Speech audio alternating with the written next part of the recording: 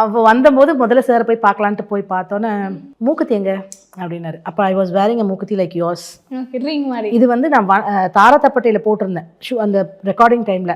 மூக்குத்தி அப்போ அதுக்கப்புறம் நம்ம கொஞ்சம் அடிக்கடி மாற்றுவோமா, ஸோ அது மாற்றிட்டேன். மூக்குத்தி எங்கேனோன்னா எனக்கு மூக்குத்தி வீட்டில் கொண்டு வர சொல்லு அப்படின்னாரு. சரி ஓகே ஃபோன் பண்ணி தம்பிகிட்ட சொல்லி அந்த லுக் அவருக்கு மைண்டில் ரிஜிஸ்டர் ஆயிருக்கு.